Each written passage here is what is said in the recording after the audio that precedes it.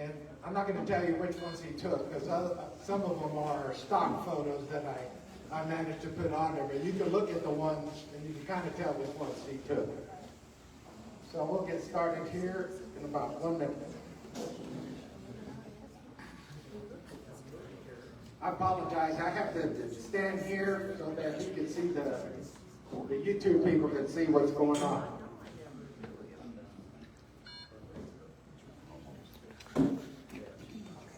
There's a glare on the screen. I don't know if you can put the lights off. Yeah. Or maybe that window. Looks like. Thank you.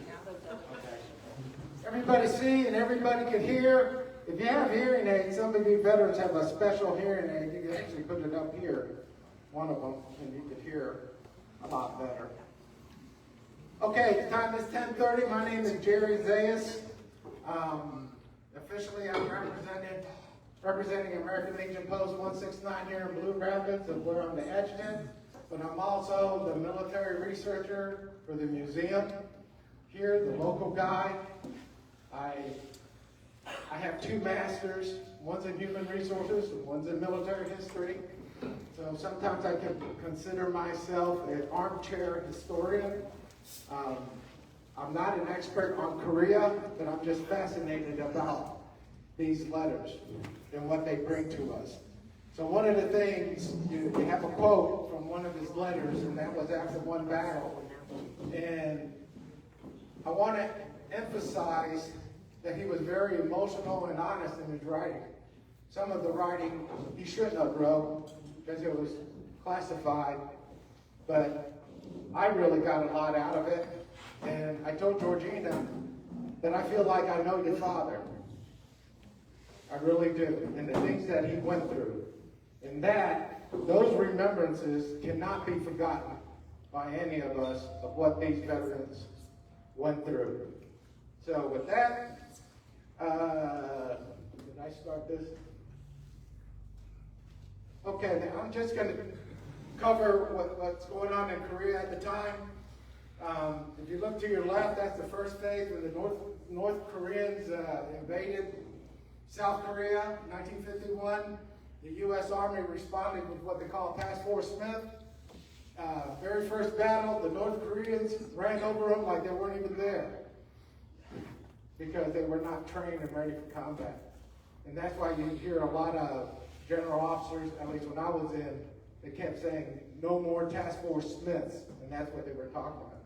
They were pushed back to the Busan perimeter, which is still the first one.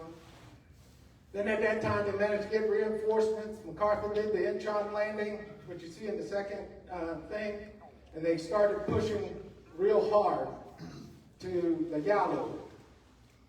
There was, according to MacArthur, there was no indications of the Chinese getting involved, and if they were, he planned on using nuclear weapons, but that wasn't going to happen.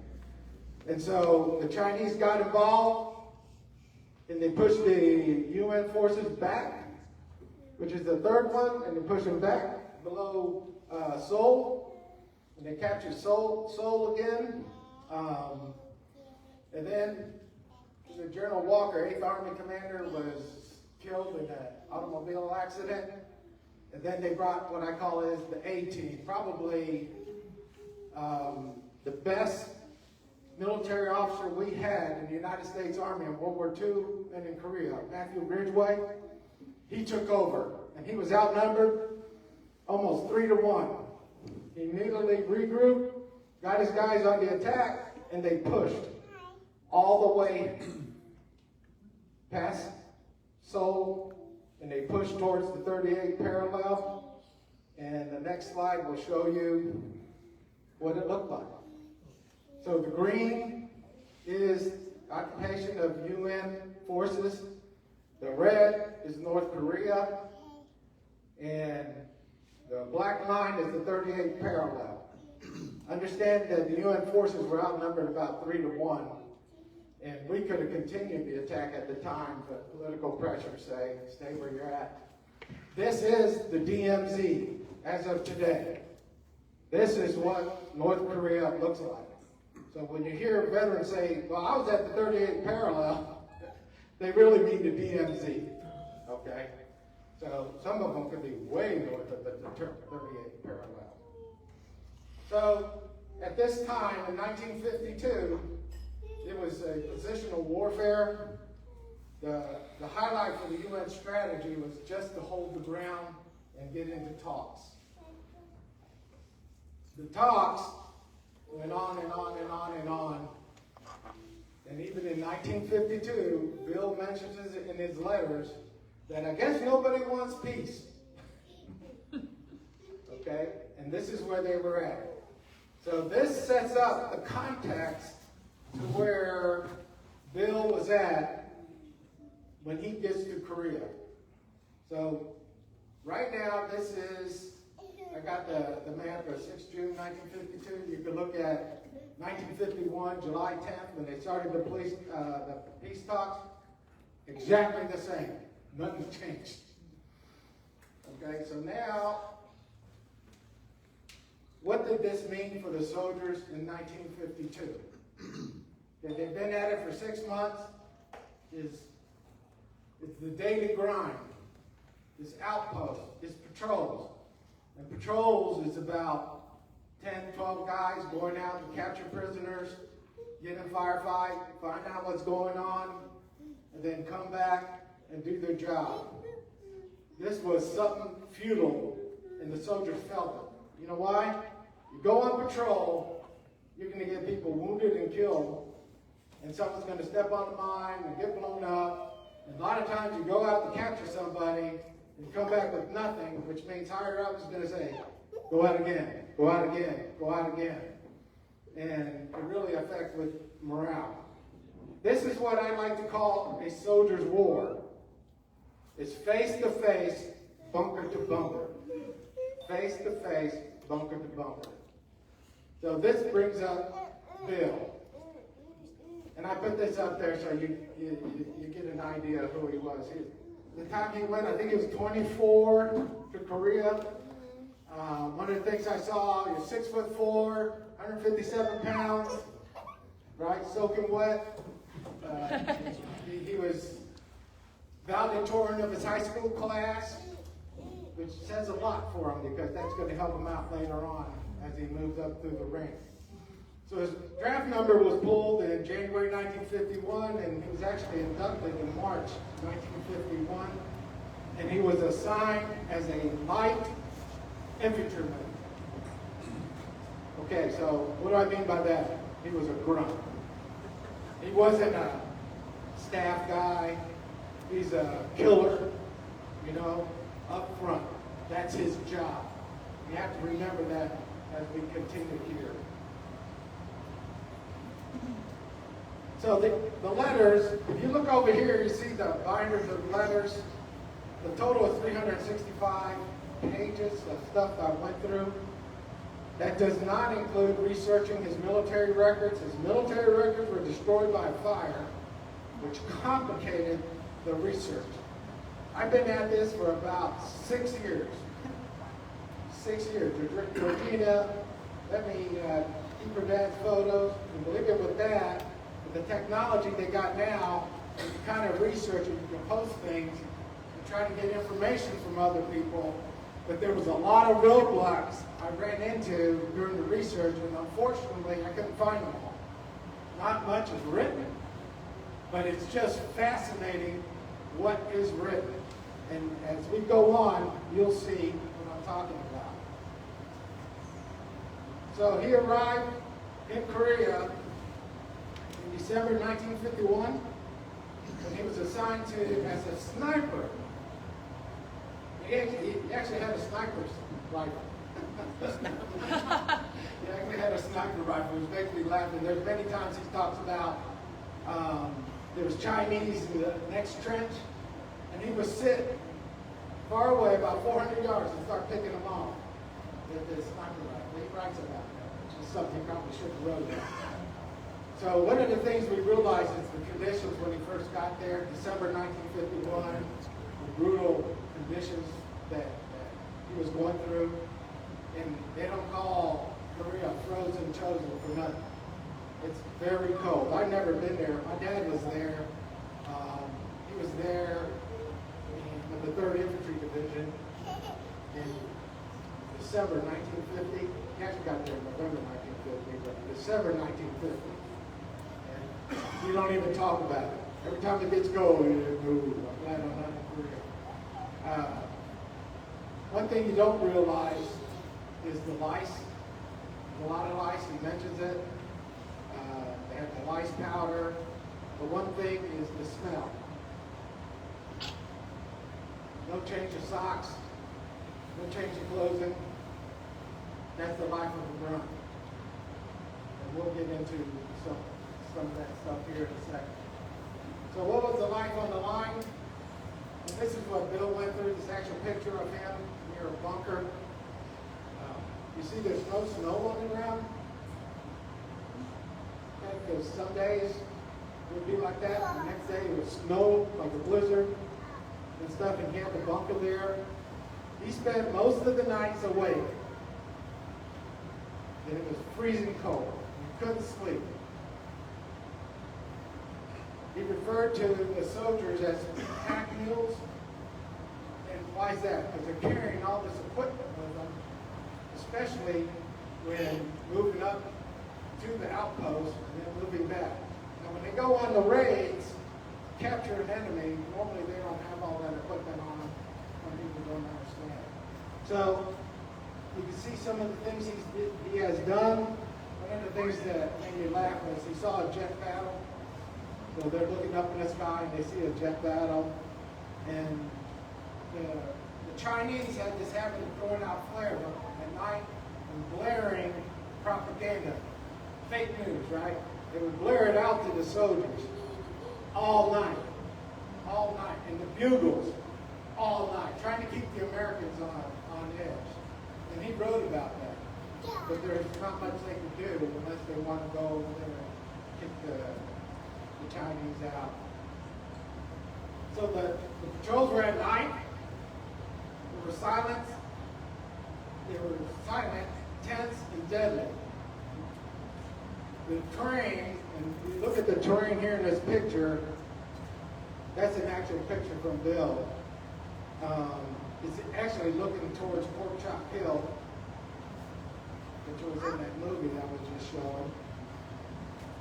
The train was really uphill, and you couldn't see that far. So he saw the aftermath of famous battles located on Hill 191, which we're going to get to, Hill 200, Pork Chop, T-Bone, Old Baldy, before they even became famous later on in Hollywood. And as you can see on the quotes here, some of it just tells you what it was. He talks about his 13-man squad, now they're down to 8.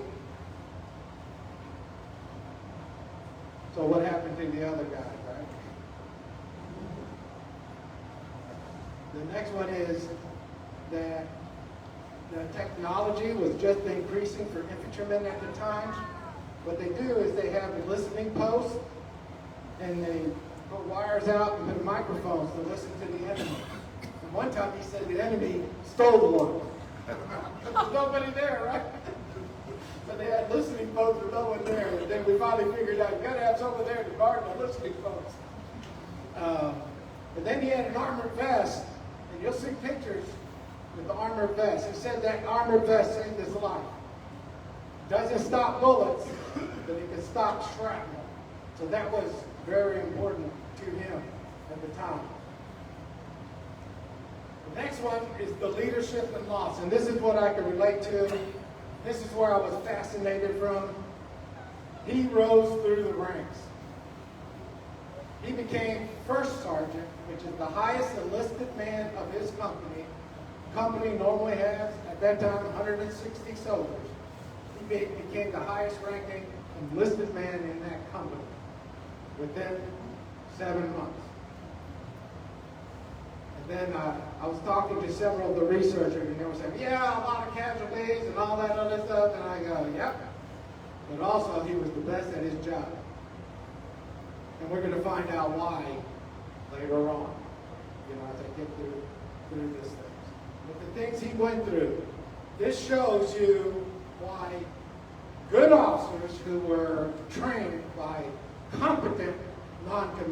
officers,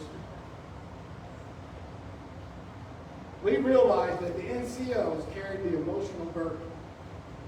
They're the ones that had to train the replacement, maintain morale and discipline, and writing to families. And if you look at there, he was actually told by, if he got a letter from a family member and said, I want to know where my son is. And he had to write back what you see there. I know he was killed, but the body was never recovered. And that is what they call command responsibility. Non-commissioned officers have that, and commissioned officers with command experience have that. And that is what I call the ghost of Christmas past. You never forget it. And you'll see why as we go later on. Now, this is some of the stuff I can relate to as a soldier. You know, regardless of what you're going through, you always have these small joys.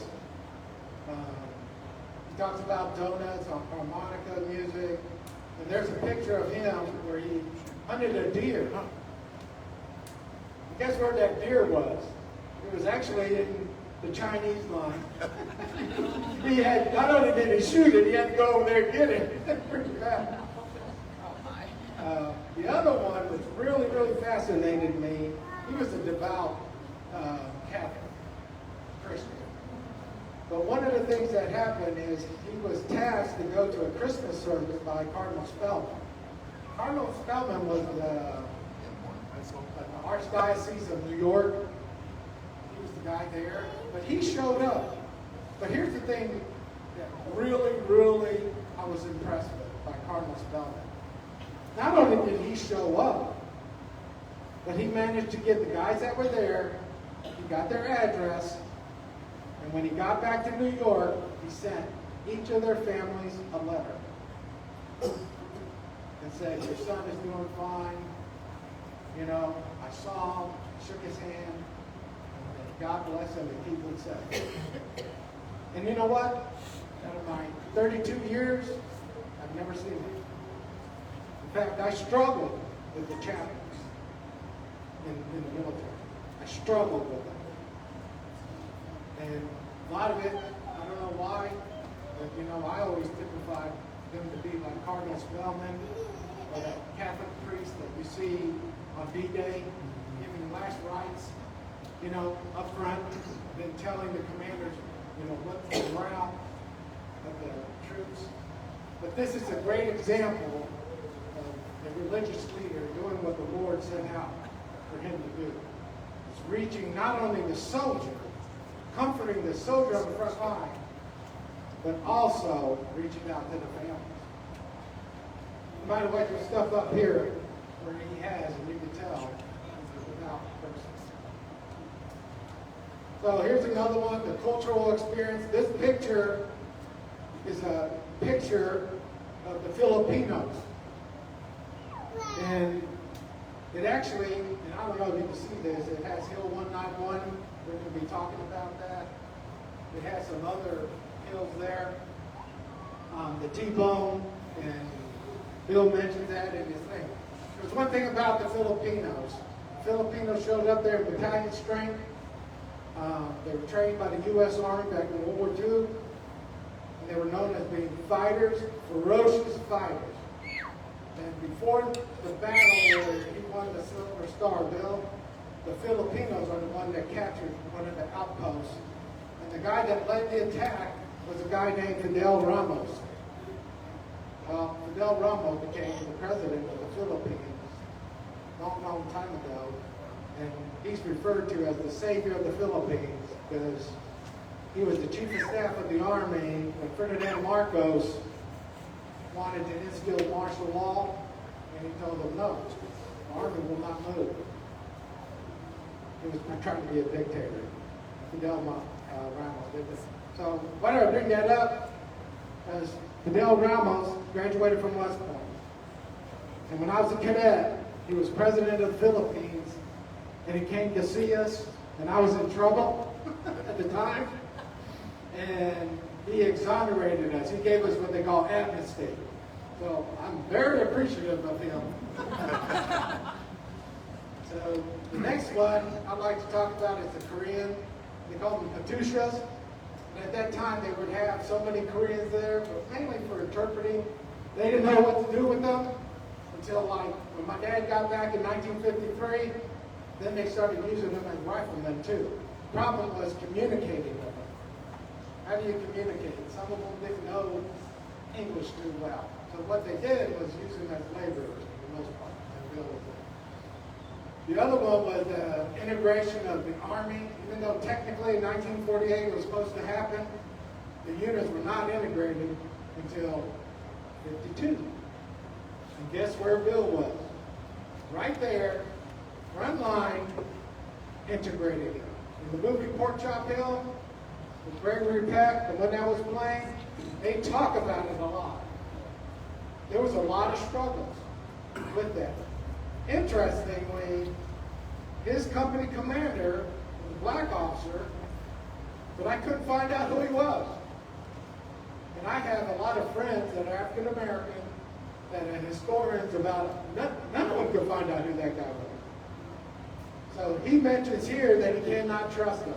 Later on he goes, well, he's number one. So whatever, I don't know what happened. Whatever happened, I guess they worked it out.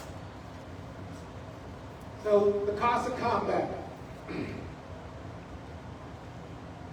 So June 1952, his company, his regiment, had some of the worst battles in the Army at that time.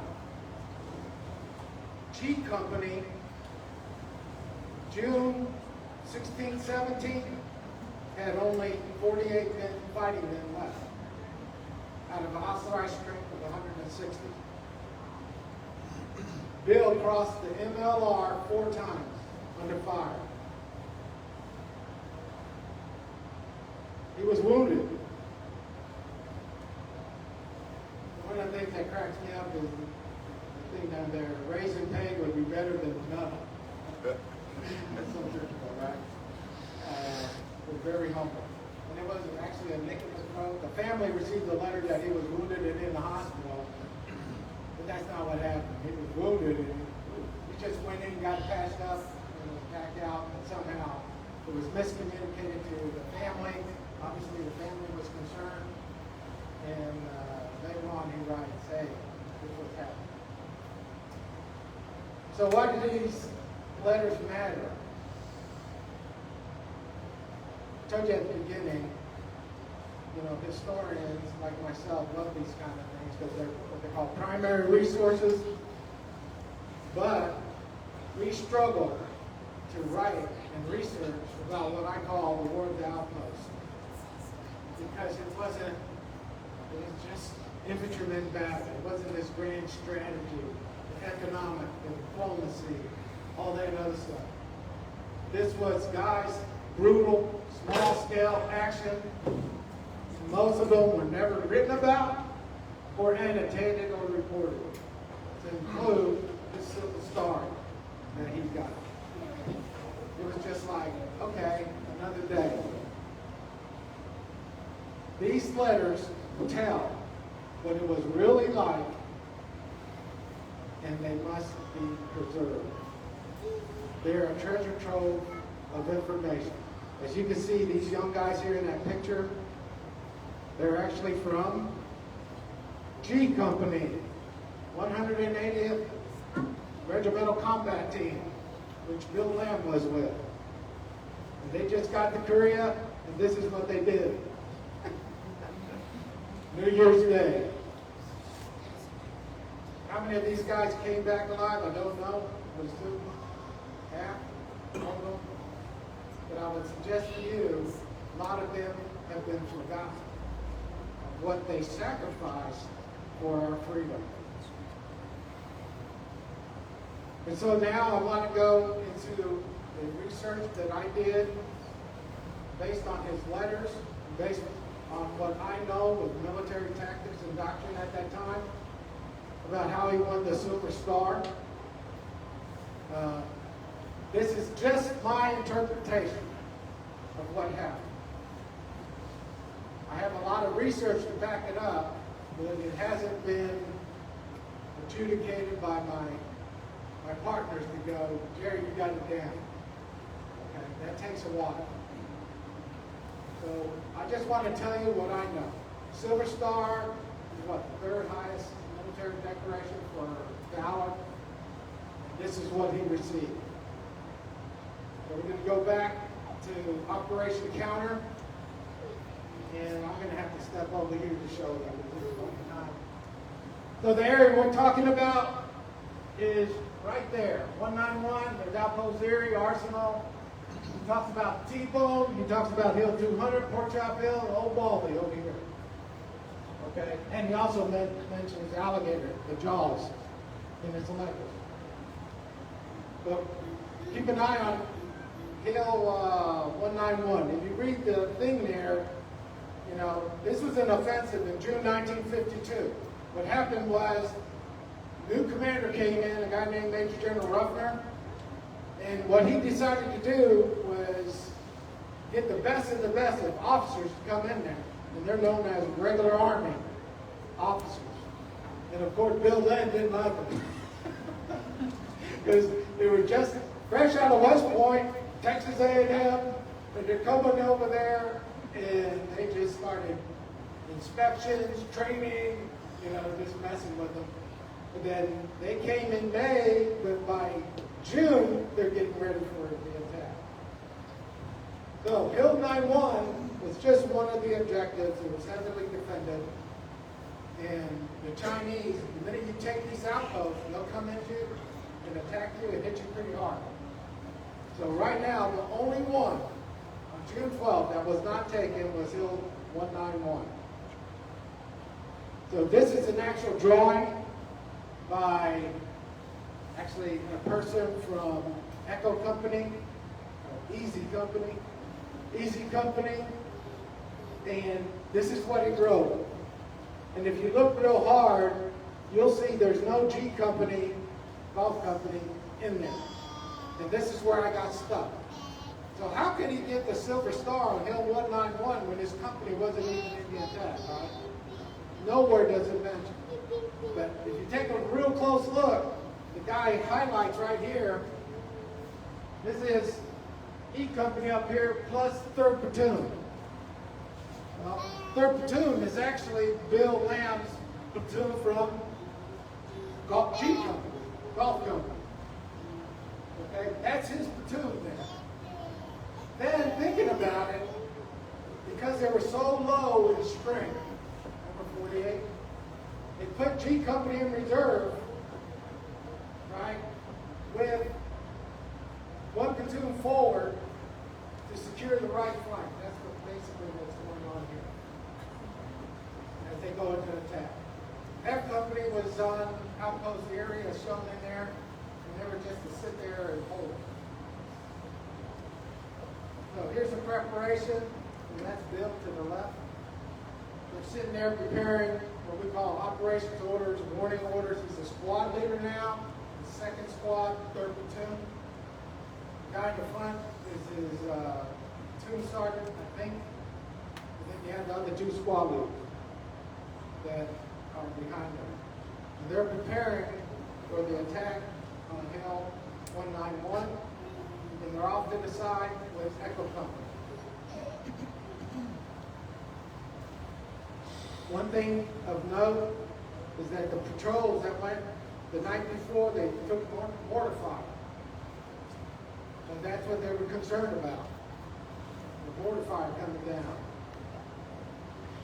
So this is actually this picture is taken from Outpost Erie towards Hill 191. You can see how tall that is? It's like almost straight up. Okay, so the attack began. The very first thing, when they started moving out, the Chinese hit them with mortar and artillery fire. And they were zeroed in, literally. So they had to rush, short burst, and keep going. Then the machine gun fire from the Chinese is also 2 men. But they're trained for this. They're running short bursts, they try to fire back, they set someone down, one of the squad does the basic fire, and they move out. So then, halfway up, the attack stalls. And I got this from reading other accounts. And what happened is, his platoon leader was a guy named Lieutenant Reeves. And he's a Texas A&M grad, regular Army. And he was leading the assault at that time, and he got killed. Literally blown to smithereens. The platoon sergeant, he also was hit. He was severely wounded and down. And this one, Bill, is a case of the bug, for lack of a better term. He goes crazy, he goes fanatic. And he just goes forward with his squad through the mortar fire to continue the mission. He closes with the enemy, and he gets to the bunkers where he starts throwing grenades. Him and his men start throwing grenades and destroying the machine guns, the mortar position, and everything else. And this is the Silver Star citation. This is what it's based on. Okay? So then, once he gets up to the first line of trenches, the rest of the squad start coming forward. So, who's in charge of the platoon now? The veterans, who's in charge of the platoon? You got the platoon leader dead, the lieutenant, you got the platoon sergeant dead, well wounded, Bill Lamb. He's the next guy down. And so he is actually directing all this. So he's coordinating the other 2 squads to come to the right. But unfortunately, a lot of the soldiers who just got there, instead of going to the right, they took off going back. And he actually talks about it. And it left a few of them to continue the assault in the battle. So this became what they call close quarters battle, where you're doing trenching. So you secure one side, secure the other with the grenades, and the guys come up and just blow them up. This is tough to imagine, but it's close quarters. It's person to person, man to man is what we used to say. So he gets into the first trench, and if you're the enemy, what's the first thing he's going to do? Well, what's the first thing the American Army's going to do? Counterattack. So the Chinese counterattack, when they're holding their positions, they're trying to get their wounded out. They're just about near the crest, they're in the first line of trenches, and all of a sudden, PFC Benny Allen Moore goes down.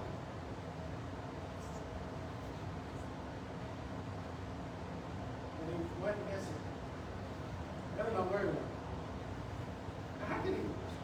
How could they not find him, right? Bill tells you clearly. Enemy bodies all over the place on top. He was just lost. The second squad has been pinned down. Then Sergeant Lamb goes crazy again. And this is where he basically goes out by himself, past the line, up on the trench, and he noticed the aircraft above. Remember, he saw the jet, and he goes, "Wait a minute, they're going to bomb us!" So he has these panels to put down. One bomb beyond this point, these are American. So he puts these air panels forward, and then he finally gets the platoon to move forward to secure the top of the crest. And then a little bit further down, what we call the military crest, and that's where they're at. So they seize the hill, and take a good close look at this picture on the left. Take a real close look at the picture on the left. So this is taken just a little bit after on the trench line, and there's still American soldiers that are there that are not in good shape. The Americans to the right are hunkered down. You can see the smoke that was being fired. There's a body to the left. We're going to make it out. That is the U.S. And you know, that's what Memorial Day is about. And who was that guy? I don't know. I tried. So what they have to do now is dig in and wait for the more cameras.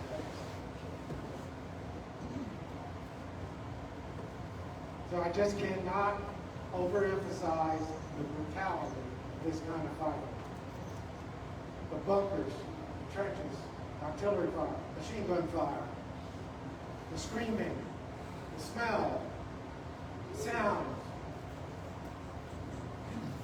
One thing I bet you hear, crying, medic, medic, and just people screaming, mama, or dad, mama, mama, mama.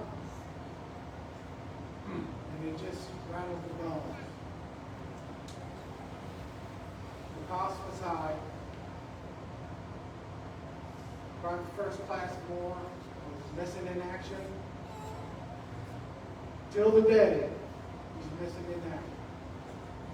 Yeah, Sergeant Lamb saw where he fell, knows that he fell. They couldn't find him. He actually went out there several times looking for him. Why? BFC Moore is in Sergeant Lamb's squad. Can you imagine dealing with that? And in this letter, actually Georgina brought this up, there's a memorial to Lieutenant Reeves. And he has on his thing. And Lieutenant Reeves, Texas A&M grad, big future ahead of him, he was killed. There was another guy killed, which at West Point we're all familiar with. Lieutenant Bates, he's a West Point graduate of 1950. He was killed, and he was acting company commander at the time that he was killed. He also won the Silver Star.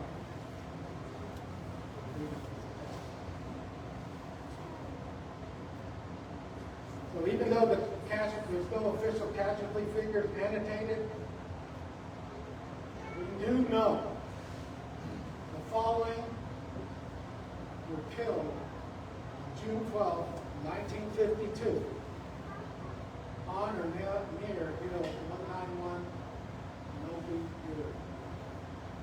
All from company.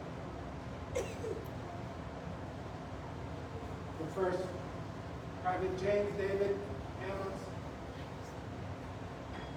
Sergeant First Class Matt Gray Barnes, the platoon sergeant of another platoon. Lieutenant John Olin Bates Jr., class in 1950. BFC Urban E. Lanehart.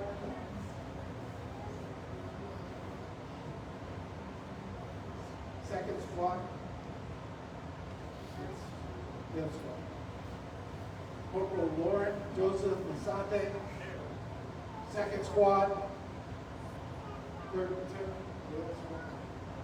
BFC Benny Allen Moore, missing in action at Tuesday. Second squad, third platoon, Private Charles Frederick Morgan. Second squad, third platoon, Sergeant Robert Eugene Overton. First squad.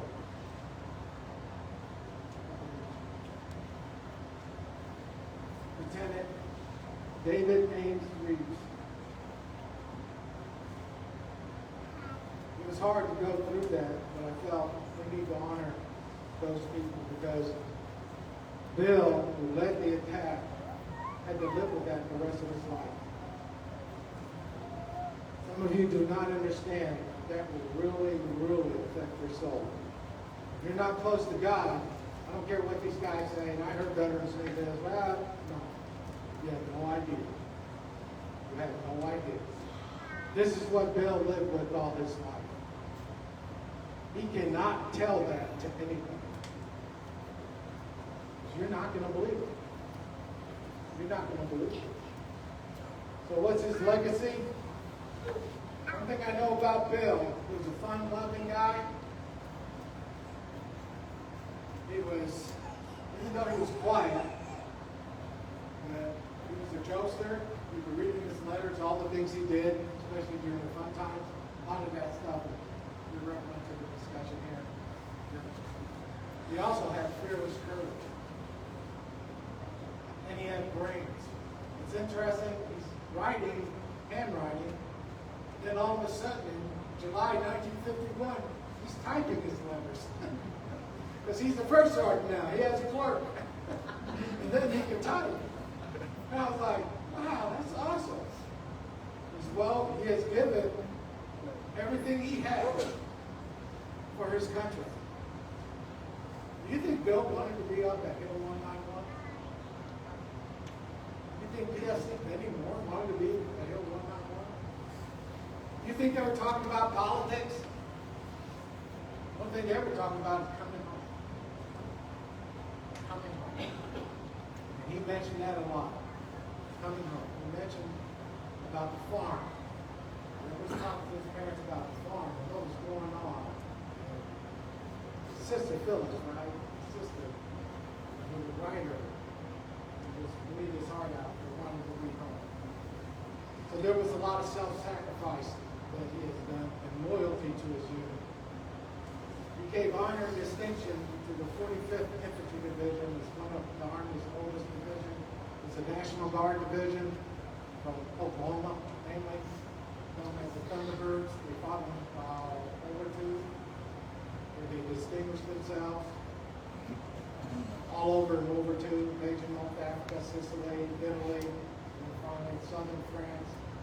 And they're the ones that rescued Dachau prison camp.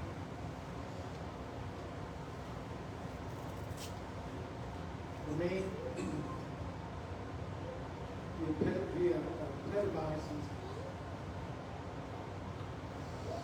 that love for country that we have to instill in our youth. Freedom is not free. The rest of his life,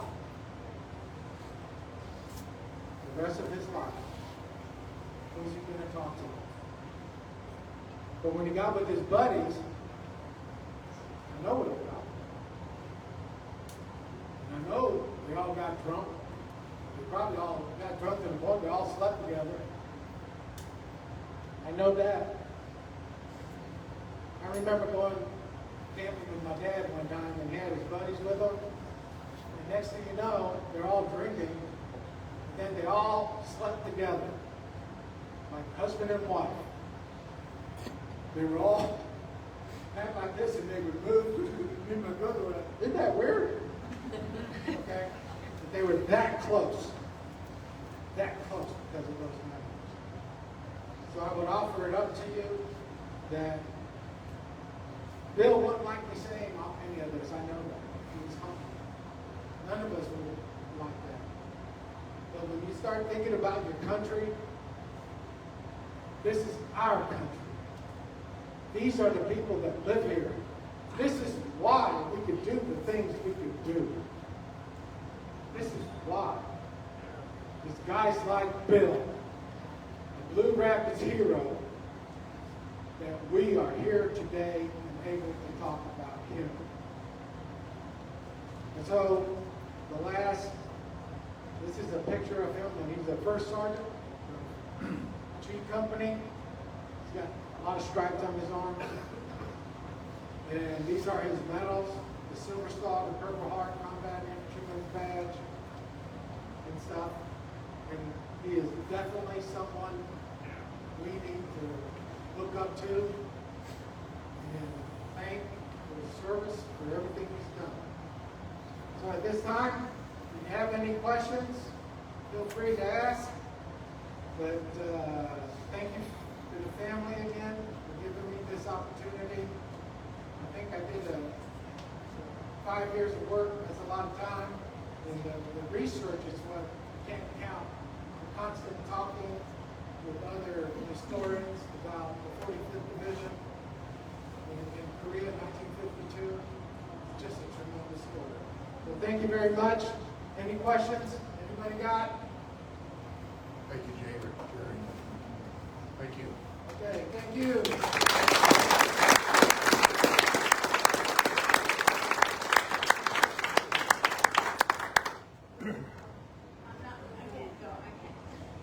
Yeah, so we have some of the stuff up here you're willing to look at, and you know, we put a lot of stuff. I think it's basic training stuff from some of his pictures and stuff. So feel free to look at it.